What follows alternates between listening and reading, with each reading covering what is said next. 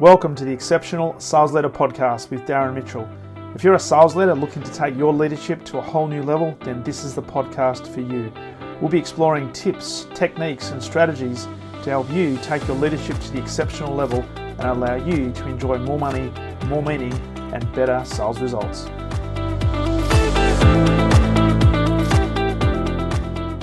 Welcome back to the Exceptional Sales Leader Podcast, and it is my absolute pleasure to welcome, she's now a friend of mine because she was introduced to me through a mutual colleague and mutual friend, also living in Colorado, and she's sitting in an office with on the back of her.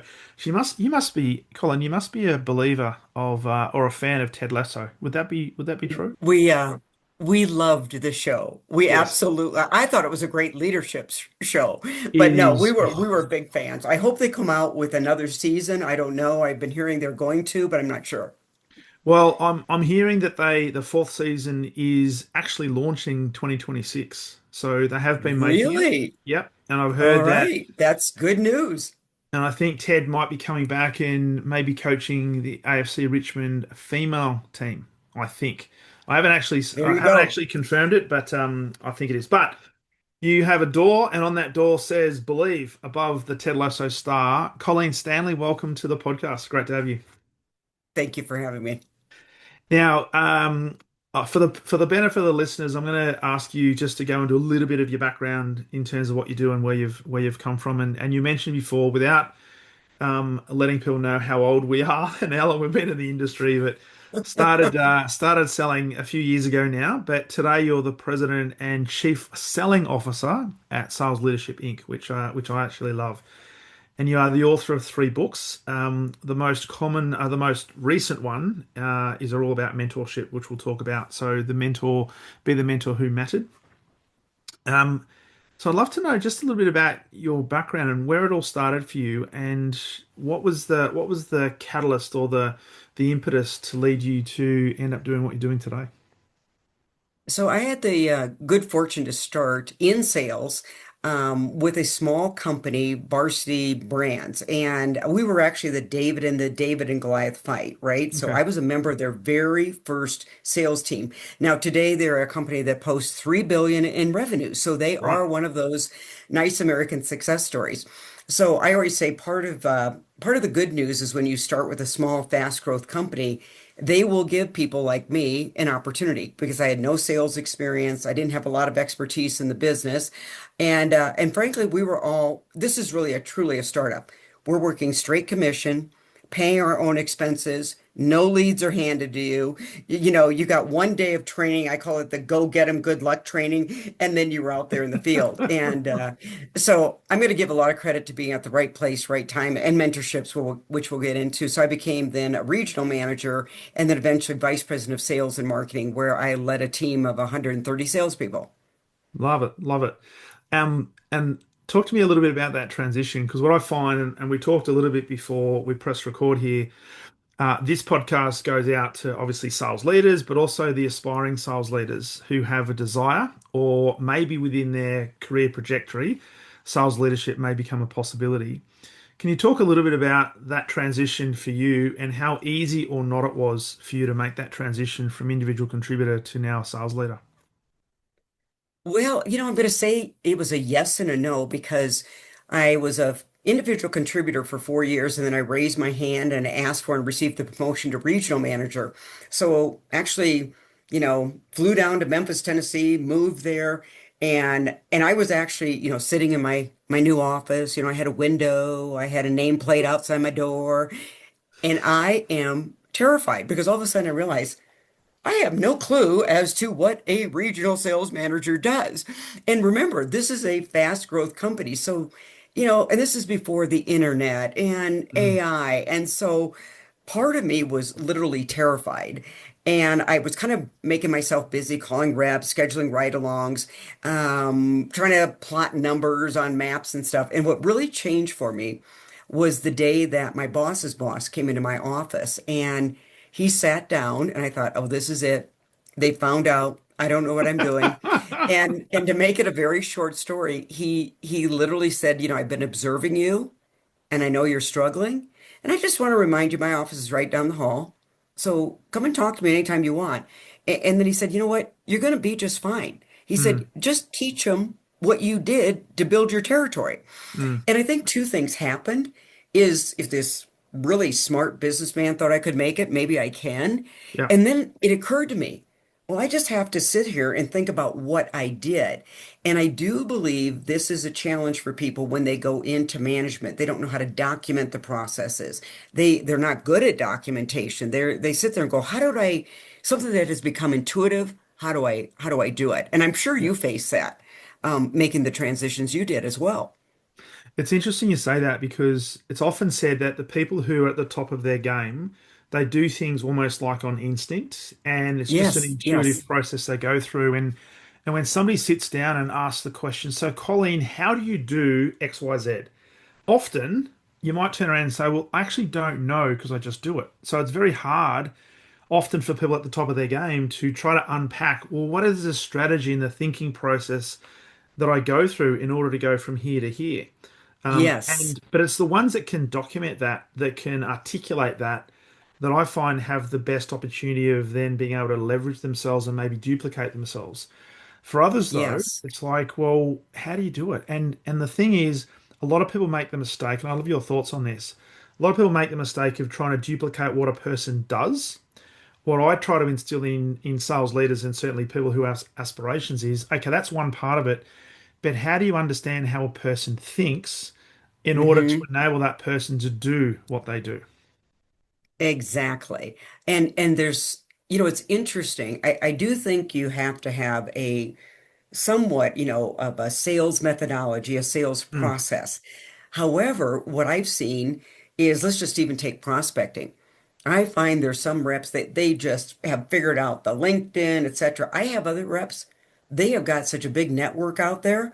yeah. They are great at building referral partners, asking clients for referrals. So I think as a sales manager, I used to be like really tight, like this is the only way you can do it, until Mm, I had two reps in my own business where one was just a social selling champion and the other just worked off that big network she had built for 20 years. And that was a really good lesson for me. As long as we get to the lagging indicator, right? yeah. There's different ways to do it. Yeah. And another quick note here, I remember having a VP of sales. He had a top producer and she would not prospect. She would not cold call. She wouldn't do the email. She was his top producer. What she was exceptionally good at, she never lost contact with a client. So if they moved to a company, when they arrived, there was a basket of fruit sitting on their desk. And I thought, really? But you know what? That's how she did it. And how many of us sit here and don't do some of those basic relationship building skills that can keep your pipeline full? So I've always kind of found that fascinating. So I think you're spot on.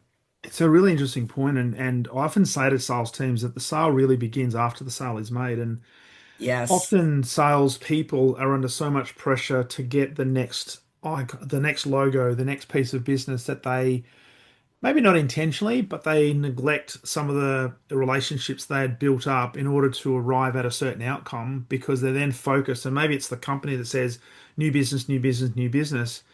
But for that person to then say, well, hang on, my network is what's going to create not just my net worth, but also the Yeah. net worth of our business. So I've got to make it my priority to keep in contact and continue to add Hmm. value. And it's the simple things like when somebody moves organizations and they get a fruit basket that's placed on their Yeah. desk, maybe with a little card, it's like, well, she might be doing that to keep the fires burning, right, and create opportunity, but I would suggest that she didn't start with that. She just wants to say, "Hey, well done, congratulations, thinking of you, all good." But that plants some Hmm. seeds in the minds of that person. So the next time there is an opportunity, who's the first person they're going to think about? Absolutely. And that's how she built it. Yeah. So I thought that was always a great story. Hmm. That is phenomenal. That is phenomenal. So you mentioned before, Colleen, that your boss, your two up boss, came down and knocked on your door, came in and said, "I know you're struggling," and gave you some advice. Hmm. Do you look back on that time and think, wow, um, why didn't they? Well, two things. Why didn't they come to me earlier? Or why didn't I put my hand up and ask questions earlier? Have you thought about that? And what are your thoughts there? Well, I have to say it was probably pretty early. It was only about 3 months into my new position as a regional. So I do give him credit that he was paying attention. My immediate boss, I will tell you, he was flying. He was so darn busy. And I think the bigger question is, why didn't I want to raise my hand? Mm, And it wasn't that, I guess in today's term, it wasn't that it wasn't a psychologically safe, environment. I think it was pride. I maybe some ego and maybe not knowing that you could and should ask for help. Because I do think, and I believe the research even shows this, women tend to be thinking that way more than men, that I've got to be 100% ready before I can take on the job. So mm. I probably had some of that going on. Um, Yeah, I was going to and ask and you. I will, oh, go ahead.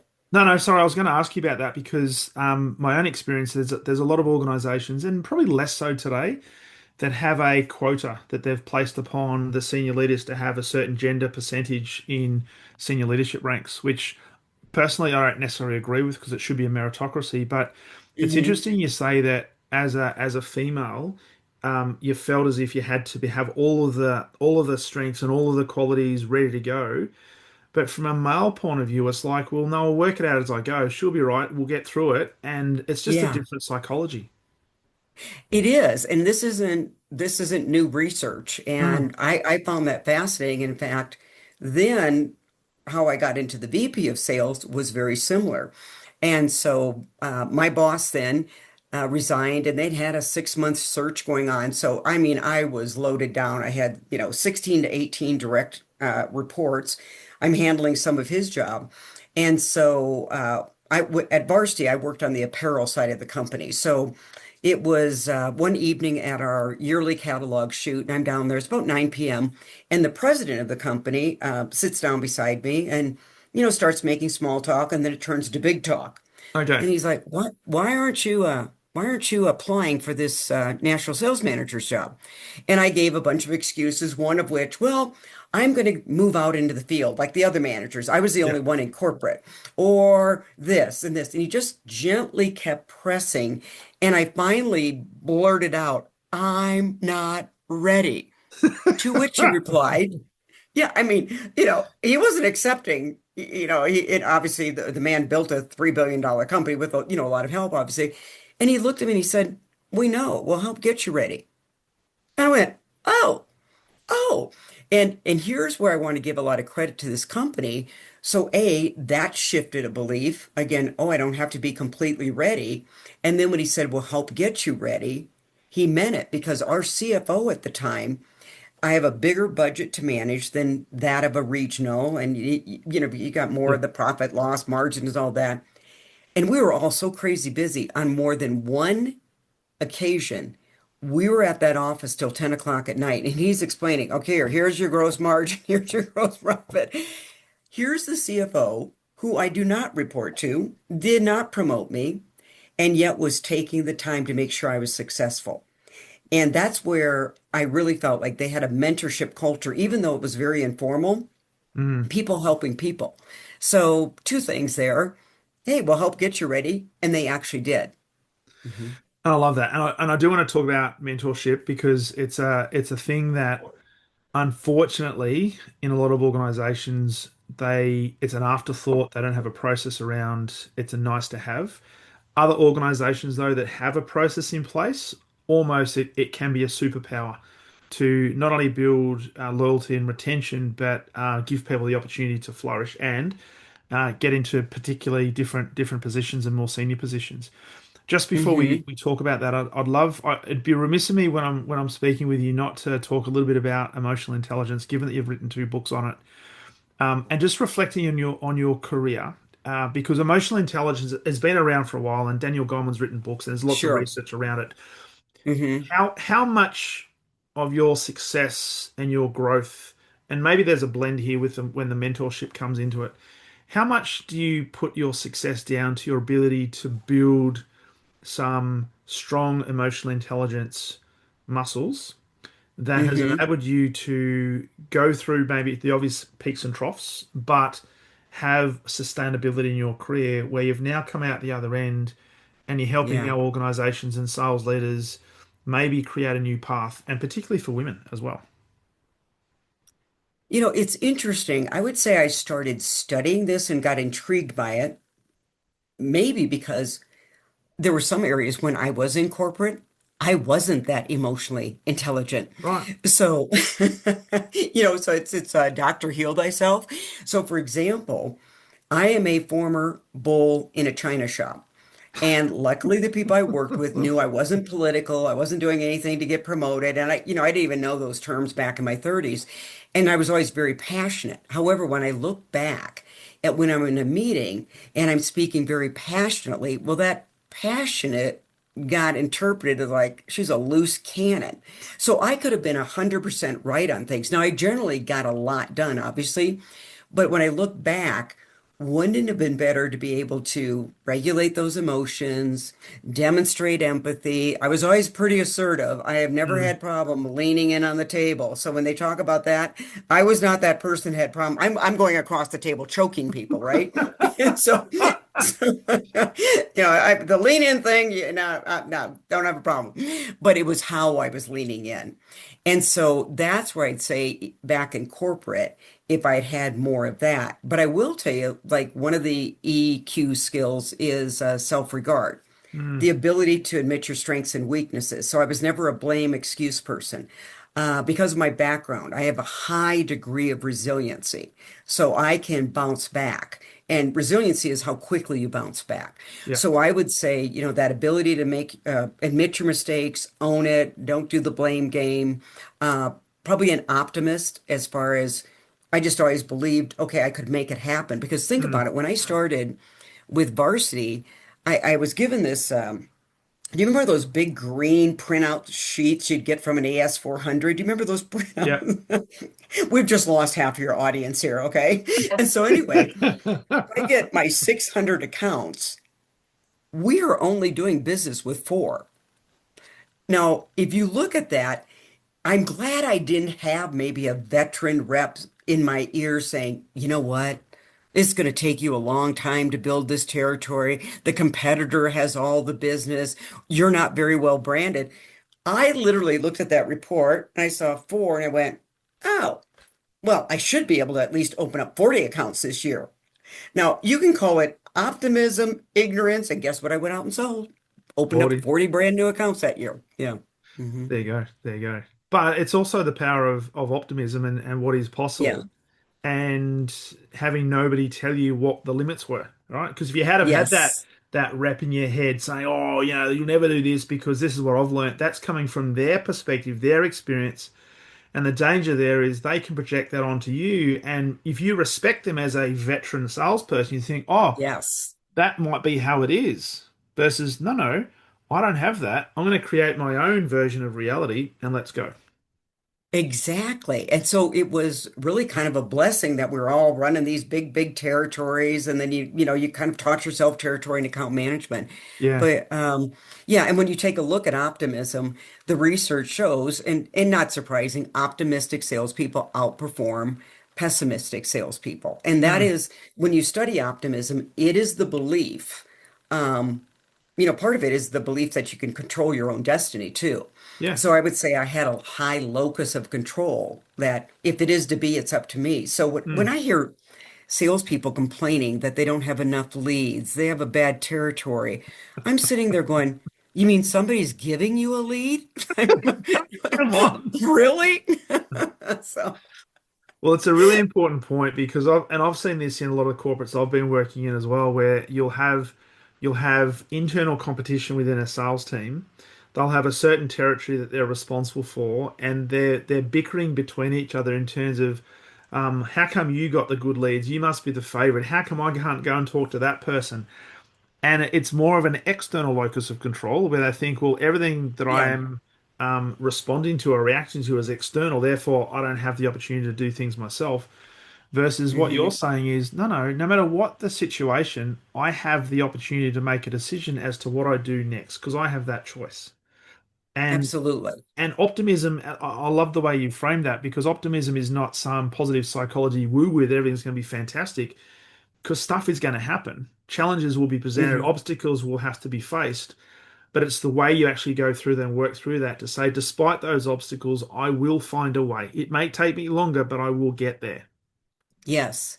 And I'd add to this, optimism and this locus control and resiliency all tie together because when you study highly resilient people, their belief to their core is that, okay, let's say I failed. I got a setback here.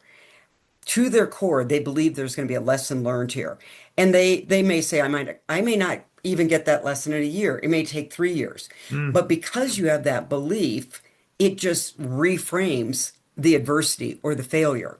yeah. So I worked, when I've worked with some sales managers, I said, how many of you are running failure sales meetings Mm. where everybody comes and says, okay, what'd you fail at? I mean, they don't. And then, and you know this because I can tell by how you're laughing. We all say you learn more from your failures than your success. Oh, you do not believe that because you'd have big failure walls in your corporate offices. And, got outsold, got out hustled. We were late to market. And then, so if you really believed it, you'd say, okay, we failed. You own it. That's called self-regard. What's the lesson learned? And then how will that lesson serve us moving forward? That Mm, gives you hope. That gives you momentum. I'm going into this next call and I'm smarter because I just learned 5 lessons on this call I totally blew. totally. So it all kind of works together. Mhm. Colin, I'm laughing because I often say to sales leaders, what's the biggest mistake you've made in the last week, right? And what's the biggest mistake your team has made? And they're just not used to even contemplating that question because for a lot of them, their culture is don't make mistakes, and if you make a mistake, It's, cover it up. and then they can't figure out why they won't break into new industries with a product or service. They won't call in a bigger decision maker. You've just created a risk averse culture. So it's actually quite funny when people start sharing their war stories because they're just funny, number one. Mm, And like I remember we were just doing this at an informal dinner years ago, and we were all sales consultants, and pretty well established in our businesses. One guy tells about his first sales call and how he's getting ready to pull out the purchase order or whatever. He had a brand new briefcase and he had somehow locked it. He couldn't get into it. So, you're trying to be this very, cool person and he can't get his briefcase open. I mean, there was story after story, and you live for another day. Hmm. I love that. Love that. So, and this is why things like mentoring is such an important thing. And I want to go back to the story you talked about when you became the regional sales manager. You're 3 months in, your two up boss came in and said, "Hey, I've been observing you, etc., etc." And you're probably sitting there thinking, "Oh my God, they've been watching me. Was there a camera in here or something?" Um, but Ah, you're making a point there too. I'll come back to it. yes, but he was either unofficially or officially a mentor. So I'd love you to talk a little bit before we delve into I guess, the details of mentoring and why it's such an important concept. How did mentoring help shape you? And did it help fast track, I guess, your development as a sales manager, then a VP of sales, and ultimately into your own business as a consultant? Oh yeah, absolutely. So to this point, I want to go back and then go forward. Yeah. So when you said, did he have cameras? This is what I've actually thought about it. I said, how did he know? Because I am telling you, I am somebody that compartmentalizes well. Hmm. I can maybe have been, I don't get lit up that much anymore. I have really practiced what I preach. But let's say I've had something that was kind of disturbing. I can walk into a room and you're not going to know it. Yeah. Okay. So here's what you find with great mentors that possess empathy. It's a paying attention skill. So somehow, somewhere, he was paying attention. Maybe it was hesitation. Maybe he's watching me in meetings not speak up for fear of being found out. See, it's often with empathy, it's not what's being said. Mm, That's where the true conversation is. I suspect that's what he saw there. mm, Okay. perhaps. And this individual then, when I became VP of sales, became my boss, and he was a terrific mentor. In fact, in both of my in my leadership, emotional intelligence for leadership, I tell several stories as I do in the mentor book about him. So I'll give you one. We were getting ready to, I'm going to try to make this easy, raise the standards by which the sales representatives needed to operate their business. Yeah. So, orders were coming in, 50% of them are kicking out. So we were raising these standards of excellence. But if you hit those standards, you got to go on this incentive trip. Nice. So I go out to 7 regions across the United States, and I'm actually thinking they're probably going to put up a statue because we have our first incentive trip, right? I had reps standing up in regional meetings, pointing a finger, this is not fair, this is not right. I was shocked. So I went back to Memphis and I'm sitting with Klein Boyd is his name. And I said, maybe we're making this change too quick or we need to back off. And Klein just looked at me and said, Colleen, this company's growing and we cannot continue to grow with these many mistakes coming in. So Mm. some people are going to make the transition and some aren't. Hmm. And That that's was okay. it. And you know what? Most of them made the transition. So what I learned is stand firm. This is what it's going to do. We could have probably done some things on change management now that I know today, but the whole point was we couldn't continue if we're going to scale to become the company that it did today. Mm. These things had to change. And he had my back on that. Because I Yeah. might have, if I didn't have a mentor, I might have been like, okay, go back to what you're doing and we'll still take you on an incentive trip. Okay. Yeah. And that potentially would have been I guess, an indication that the tail was wagging the dog versus the dog having control of what the actions were going to be. Yeah. And you know what? They all raised to the level of excellence. I do remember, I think I had 1 or 2 reps, and they were my top reps, Mm. not meet these new standards that weren't, it wasn't around revenue. It was, again, around quality.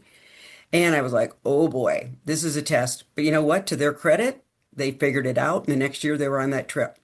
Mhm. Nice. And that Yeah. brings in a really important lesson around sales leadership as well, in terms of the belief that you have, and going back to the Ted Lasso quote on your door there, Hmm. the belief that you must have in your team in order for their capability to, and patience along with that, that they do have the Yeah. capability to develop, they do have the capability to improve, and maybe what they need is not only the support, the mentorship, but also time. They really do. And I have to tell you, I'd love to get your opinion on this because one of the things I get concerned about with AI and technology, wonderful things, by the way, Yeah, absolutely, we all know that. But I'm starting to wonder if leaders are trying to offload the human connection and responsibility to a technology tool. And I do think there's some things like with the sales coaching tools, there's some great ones out there, but there's just a part you gotta sit and be with people. you do. And that's a little concerning for me. That know when you can offload and then know when you signed up to be a leader. And until you're managing robots, you have to talk to another human being. That's right. Well, there's a few points there. One, actually wrote a LinkedIn post this week around AI and the use of AI, and the crux of it was you've got to use AI, but you don't give in to AI. And the point behind that was, I've seen a lot of sales executives use AI to create proposals and executive summaries, and they will not necessarily question, interrogate, or fine tune that message. They'll just take what the AI gives them, give it to a customer. But at some stage in the buying cycle, the customer's wanting to have a conversation and go Yeah. deeper, or get an articulation from the salesperson in terms of what the meaning is behind the proposal. So if you sit in front of a customer and you've actually given a proposal that was entirely written by AI, and you literally gave into AI, you're going to be found out really, really quickly. Oh gosh. And the other thing, you won't have the story. So, No. as whatever way you like to review proposals, but it's or recommendations, but here's the pain point you want to solve. We did this for another client. You got a real quick credibility story there. Mm, AI, I mean, maybe it can write it out, but my God, by the time it's written out, you've lost what's the pain we're trying to solve. But you do the pain. Here's a quick success story, which call it social proof. We mm, probably have a whole bunch of language we can put around that. mm. So if the rep isn't doing that kind of thinking, storytelling, and I don't teach it, I know there's a lot of great people that do. I'm pretty good at just naturally doing it, but that would be how I was always weaving in this credibility without saying we're great, Yes, you know. absolutely. Mhm. And it's the third party endorsement. It's the case studies, the testimonials. There It's you go. stories about. And maybe it's a story about where we didn't deliver successfully. Yeah. Because what do people want to deal? They want to deal with an organization that is authentic, not quote unquote perfect. Well, you know what? Ex they're not going to buy it if you're perfect. Mm. And if they do bring that up, you can say, we fell short here. See, that's self-regard. We fell short. Let me tell you the lesson we learned, and you own all of it because a lot of times when people think they're owning it, they do the yeah, but thing. It's like an apology, but yeah, but I was having a bad week. Yeah, Okay, but that just, the apology just went away, right? And so I think that's a really, really good point there. Or just say, we can't do it. This is not in my wheelhouse. And I have found more times they'll say, well, this might be. And they actually start trying to figure out a way to make it fit in my. And then there's like, no, I really don't do this. I am not good at this. And the only way you can really be that authentic and honest is if you have a full pipeline, which yes. goes back to delayed gratification skills. If you really take a look at why we don't have full pipelines, one of the reasons is delayed gratification. You've got to put in that work. You've Mm, got a calendar block. Like even calendar blocking, Darren, think about that. That's all delayed gratification. You got to take 45 minutes on a Friday and sit there and go, what's my next 2 weeks look like? Oh, when's mm. this happening? When's this happening? Oh, and so I think a lot of young professionals actually haven't been taught time management or priority management, but the soft skill behind that hard skill is delayed Mm. gratification. It is. It is. And that's where mentorship can become really a superpower. So Yes. I'd love to talk to you about mentorship as a concept. And you've had the benefit Mhm. of mentors throughout your career, and you've mentioned one in particular. The first question I want to ask you around this is why do you think a lot of sales organizations in particular don't have mentorship in their organization? Here's my opinion and belief, and this is from the perspective we wrote the book as well, is I often think people think mentorship needs to be a formal program. Mm, Okay, you got a mentor, the mentee gets assigned, there's formal check-ins.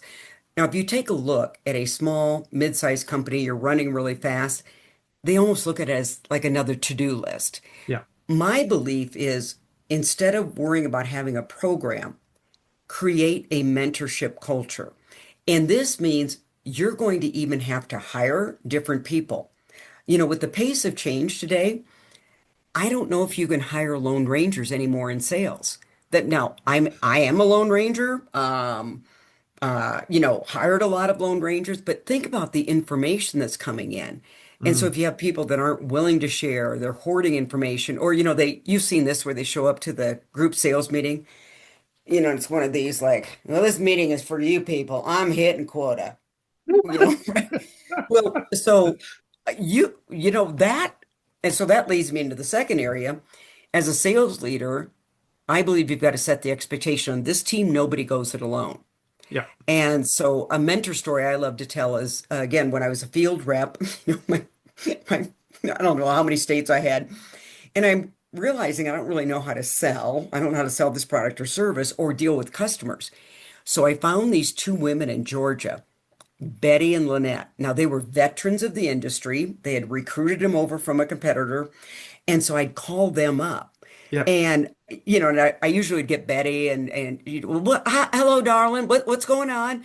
Oh, and then she'd yell to Lynette, get her on the phone. Come on, we got to help her. I mean, I could go into the whole story, but here's my point with this: these two women didn't get paid. Nobody at corporate knew I was bugging them. They simply had mentorship hearts. And maybe they thought, if we can get these young kids up to speed, we'll become a great company. And they did. So I believe you really need to look at who you're hiring and the expectations. So a mentorship culture means everybody's equipped to be a mentor, Mm. peers, bosses, anyone. I mean, the CFO was my mentor teaching me how to do numbers. Yeah. Okay. Yeah. I love that because many years ago, mentorship typically was, well, from an industrial age perspective, almost like the line management process, where a Yeah. mentor would be allocated somewhere in your line management, and the mentorship was designed to help you be promoted into that. It's Hmm. evolved a lot over the time now where you're saying, hey, there may be somebody within the organization who is not directly linked to your role or even your department, but they may be able to help you in an area of development that can help you become a more Yeah. well-rounded contributor to the business, but also a Hmm. more well-rounded human that's going to add value to society as a general rule.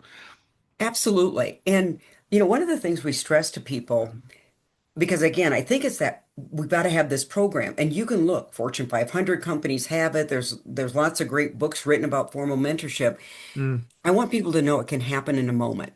mm, Like that one conversation. We know you're not ready. We'll help get you ready. That was one conversation that mm. changed everything. So I do believe we've got to be very intentional about looking up and around, like who could use our help.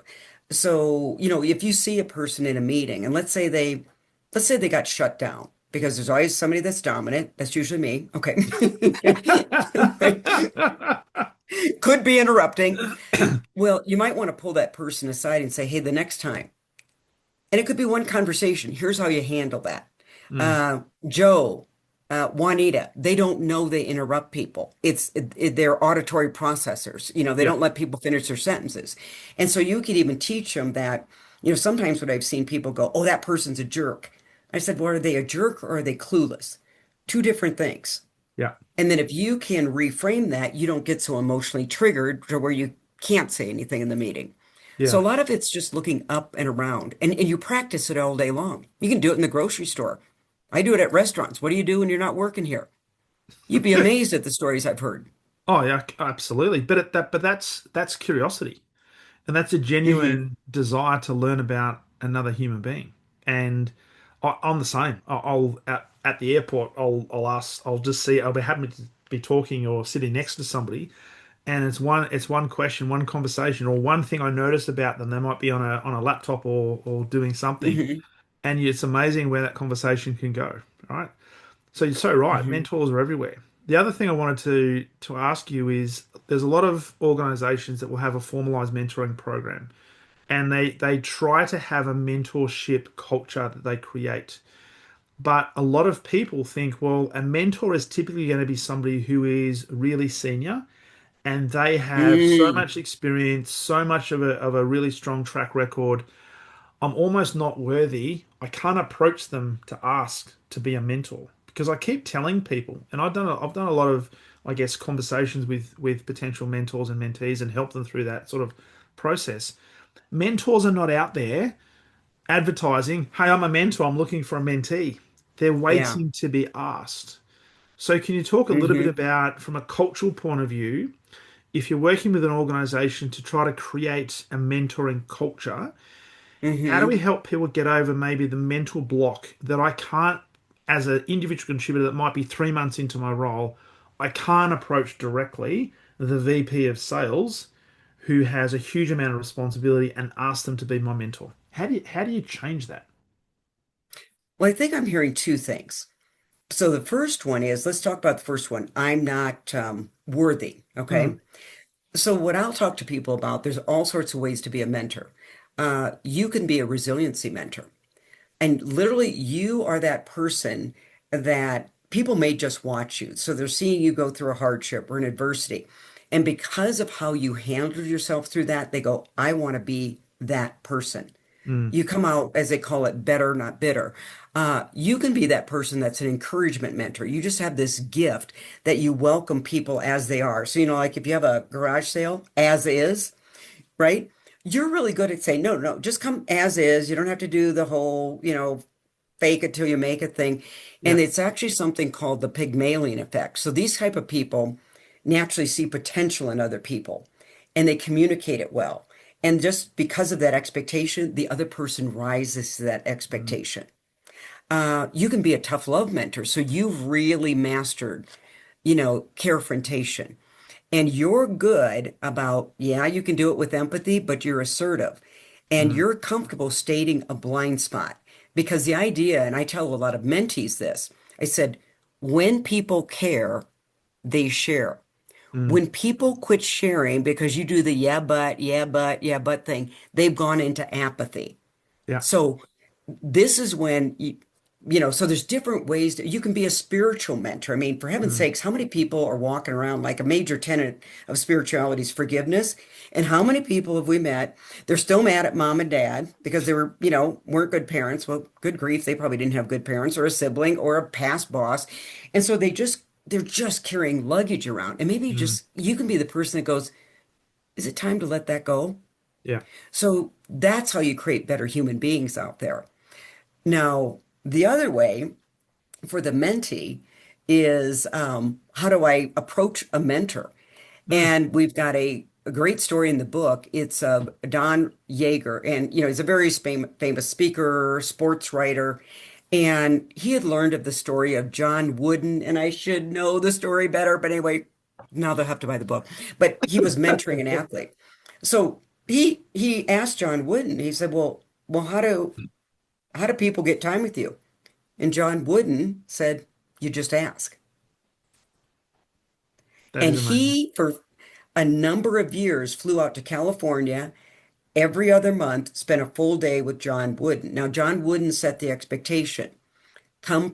The first thing we're going to do is we're going to see if you applied Mm, what I asked you to do, because then I think that tells you if you're serious. But he said, the session will last as long as your questions do. So he said, I was really prepared with my questions, but notice then what happened after that. Then you apply it and you report back. mm, So I think for mentees, what motivates a mentor, even really busy ones, they'll always take the time. They will. They'll yeah. always take the time. But if you're not doing anything with it, that time pretty much gets done. They're like, nah, you're not serious. And it's not that they don't like people, it's just that, their time's limited. So I'm going to work with somebody that is going to do what I'm teaching. Mhm. And particularly because like somebody like John Wooden, who is a very, very was a very highly successful basketball coach. In order to get his time, he would want to invest in a person who's prepared to invest in themselves and do what he Yes, suggests they do. yes. And Perfect. it's Hmm. not it's not I could keep giving you information because there are people out there that are just information suckers. They just want to get as much information as they possibly can, It's but like they a won't leech, right? necessarily Yeah. that's it. But they won't necessarily do anything with it. And it's a really interesting point you make that as a mentee, understand that there are mentors out there that are willing, able, and want to help you, but you have to be prepared and you have to treat their time with respect. But more importantly than that, you've got to respect yourself enough to say, am I prepared to do what is required? Am I prepared to do what my mentor suggests to do? Because they have my best interest at the core of what we're trying to do here. Hmm. And it's so critical because right now I work with the University of Colorado and they have a program called Empowering Women in Business. And so and there's men and women in the class, obviously more women, Yeah.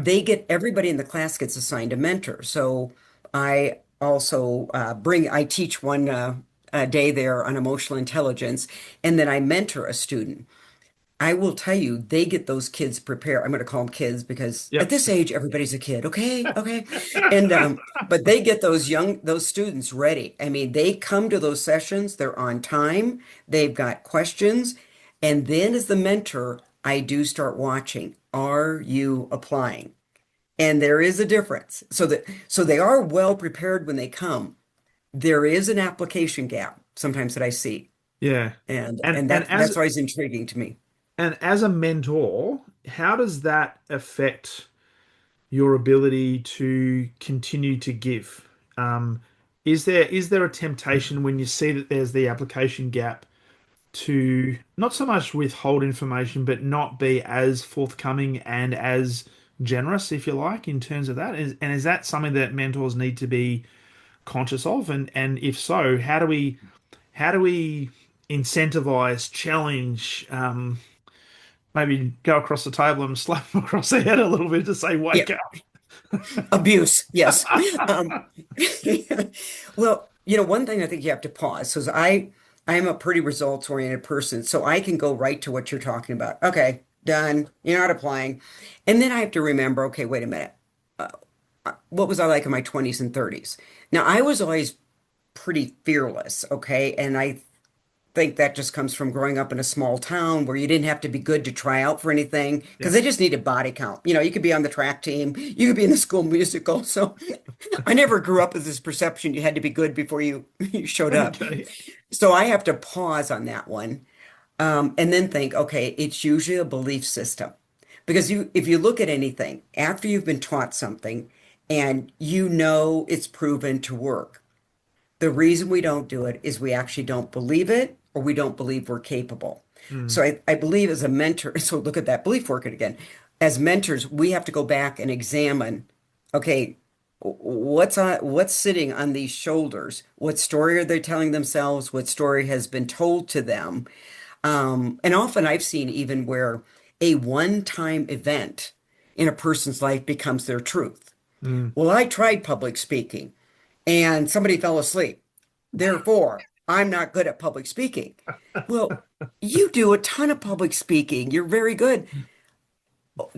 Tell everybody how many hours you spend rehearsing a presentation, a workshop, a Mm. keynote. I'm asking you the question. How many hours? Oh, me? Yeah. Well, I'll put it this way: for every 1 hour that I deliver a training, there's at least 3 hours of preparation, including thinking. It could be planning, it could be rehearsing, it could be bringing metaphors. So it's about 1 to 3. A lot. And that's you as a seasoned professional. Mm, Right? I mean, if you go back way when you started. So mm. that's where I think you have to do a pause and go, okay, what's really going on here? And then if you can coach them past that self-limiting belief, then maybe you get some action. And then if you don't, sometimes, it's then you do get a little exhausted. Yeah, Yeah. yeah. And look, mentorship, I guess relationships can be relatively short term. They could be even a Hmm. one-off conversation because, as you've articulated Yeah. today, there could be a chance meeting at an airport or somewhere that there's a mentoring conversation, and that has Yes. and leaves an indelible mark on you. But then there's more longer term relationships that might go for years. Absolutely. And when you said on an airplane, you just triggered a memory. So remember when I just talked, when I went out to those 7 regions, hey, we got a new standard of excellence, but we're taking you on an incentive trip. I am flying home for the last meeting and I don't know what I look like because I'm sitting there and this gentleman next to me asked, you okay? And I went, I am not making, yeah. And I went, yeah, my reps hate me, but I'm okay. And so, and he was an older gentleman, and he goes, well, what went on? And so I told him the story, and he said, let me share something with you. That's a great sign that they were so passionate. I said, what? And he said, the fact that they were passionate means they're still engaged. Yeah. He said, when you're met with lack of passion, they've already checked out. Actually, the fact that they were so passionate about this, that's a good sign. Do you know how many years it's been? That's been 30 years ago since Wow. that little conversation happened on a plane. And I went, oh, okay, he's right. And he was.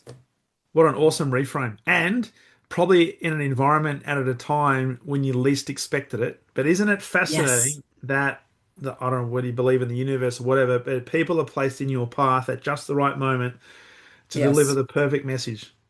Hmm. That Yeah, is brilliant. absolutely. So that's funny. I had not thought about that for years. Love it. Love it. So, Colin, this has been a great conversation. We're nearly up at time, but I wanted to ask you, there'll be people listening to this right now who may be in a sales leadership position. Maybe they're the VP of sales, or maybe they've got an influence position. There might be a senior individual contributor who is wanting to mentor, who is wanting to encourage the organization to take on more of a mentoring culture. Are there any specific, I guess, ideas or first steps for maybe people who are not currently working in an environment that has mentoring at the top of their, I guess, thinking list that they could Hmm. do or think about implementing, or even questions they can ask to start the process of mentoring and getting people to think about this concept of mentoring? Hmm. Let me give you a couple of theories and then a concrete. So the first one, I'm going to use a quote that I just heard from Simon Sinek. And he said, what really matters is hard to measure. And if you think about it, mentorship has been around since Socrates, right? Mm, But does it get captured on the P&L statement? So, Gallup for years has said if you have a best friend at work, 7 times more productivity, increased engagement, increased retention. Where are you capturing a best friend at work, mm, right? The second I would say is stop making the mentees find you. So how many times have you heard, go find a mentor, go find a mentor? Stop it. I didn't know I needed a mentor in my 20s, 30s, 40s. You go find them. And one of the ways you can do it, so this would be a concrete, is Carrie Meisel. She, former client, she's now in the leadership training business. When she was at COTG, she noticed college graduates coming, and they're very smart, but because they'd grown up with social media, COVID, screen time, they lack communication and connection skills. yeah. So at the company, during the onboarding, they created a scavenger hunt. And they had to go and get answers and meet with all these executives, get questions and answers there. Now, what that did, they started knowing the executives. And a lot of times, what the research shows, mentorship starts informally. Mm, So just the fact that they got to know them, it was maybe personal questions and business questions. Then I would say there, that person might say, you know what? Let's go to lunch. Or they make it a goal that if they've got a new hire, even if it isn't in their department, you could be their best friend at work. yeah. Yeah. So the scavenger hunt is a great way to do it. The other is you could simply set the expectation, okay, you're going to mentor somebody this year. And then how you start your meetings is different. So you do have a mentor, and instead of starting the meeting like P&Ls, da da da da, the question might start with, we go around the room. Who did you help flourish this week? Who Mm, did you help flourish this week? So you do a meeting reset. So those are just a couple of ideas. I love that. And it places pressure on the executive, for example, to go out and be proactive and put themselves out there. And start measuring the invisible.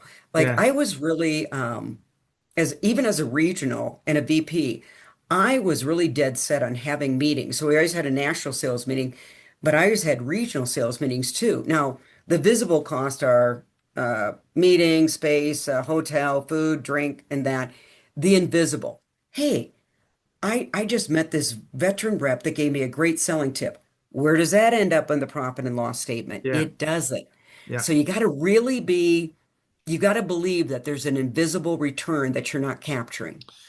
And that in itself requires senior leaders in particular to understand that it's a requirement. It's almost like a superpower. You may not necessarily see it, that's hard to measure, but if you don't do it, it will have an impact on your bottom line.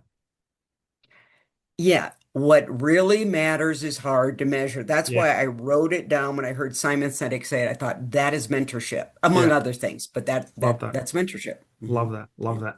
Great way to finish. Hey, Colleen, it's been a great conversation. Thank you so much for being on the podcast. For people who would like to know more about you, learn a little bit more, and especially get access to your books and connect with you, where's the best place for them to do so? Go to our website. It's Okay. salesleadershipdevelopment.com. And I'm also active on LinkedIn. And so those two places, the books are on there, which will take you to Amazon, LinkedIn, you can connect and follow. So would love to stay in touch. Brilliant. Thank you. I'll put those in the show notes. Thank you so Okay, much thank for you. being a guest. Now, there's one final question. That is for people listening to this. Is there one final piece of Colleen Stanley wisdom that we haven't yet covered that you'd like to leave people with?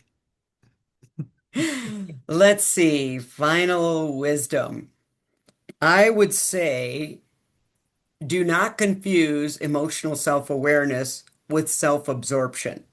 Ah, you know what? That could be a topic all in of itself we could talk about for an hour. Because sometimes people get so aware of their emotions and then what I'm thinking or feeling.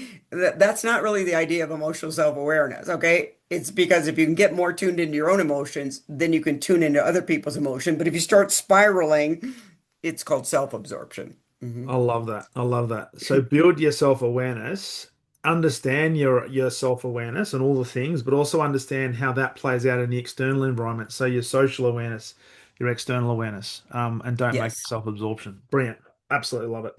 Thank you so much. It's been a great conversation. All the best, and I love the believe on the door. And we'll have to do another episode down the track. Thanks for being a Oh, guest. that'd be fun. Thank you. Thanks, Colin.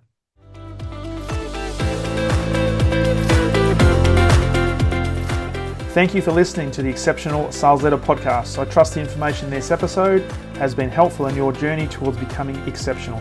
And remember, please take the time to rate the show, subscribe to the show so other people can find it.